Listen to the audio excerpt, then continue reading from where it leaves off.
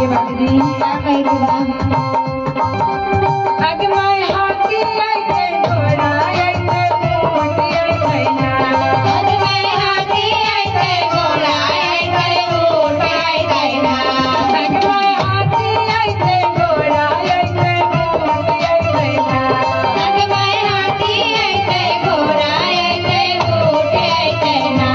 अग मैं घोड़ा बबला बाजा पायल मोहे कैना अग मैं घोड़ा बबला बाजा पायल मोहे कैना अग मैं घोड़ा बबला बाजा पायल मोहे कैना अग मैं घोड़ा बबला बाजा पायल मोहे कैना रिकॉर्ड करके चढ़ा देते हैं कॉपीराइट जाएगा हम हो जाएगी बैटरी क्या बन गया है पेन लगा तो बनेगा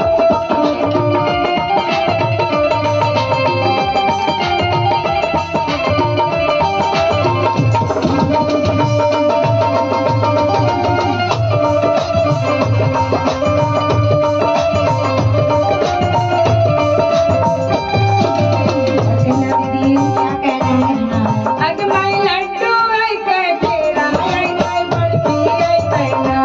अग मैं लड्डू आई के पेड़ा आई के बर्फी आई कैना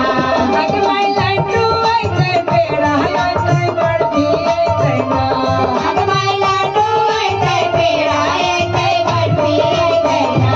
अग मैं भोला भोला पानी आधा दूर होए कैना अग मैं भोला भोला पानी आधा दूर होए कैना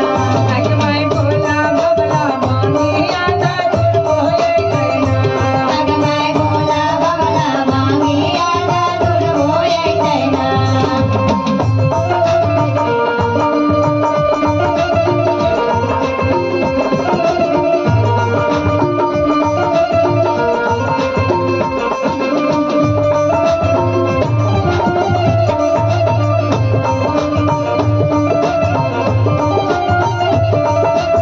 और कहना दीदी बाराती में बहुत सारे लोग आते हैं तो दोस्त भी आते हैं मुहिम भी आते हैं और संगति भी आते हैं तो कहना है आगे मैं दोस्त आई गए मुहिम आई गए दोस्ती आई गए ना आगे मैं दोस्त आई गए मुहिम आई गए दोस्ती आई गए ना आगे मैं दोस्त आई गए मुहिम आई गए संगति आई गए ना आगे मैं दोस्त आई गए मुहिम आई गए संगति आई गए ना आगे मैं भोला बाबा के पूजा बाबा कल होए कैना आगे मैं भोला बाबा के पूजा बाबा कल होए कैना आगे मैं भोला बाबा के पूजा बाबा कल होए कैना आगे मैं भोला बाबा के पूजा बाबा कल होए कैना आगे मैं भोला बाबा के पूजा बाबा कल होए कैना आगे मैं भोला बाबा के पूजा बाबा कल होए कैना बोली शंकर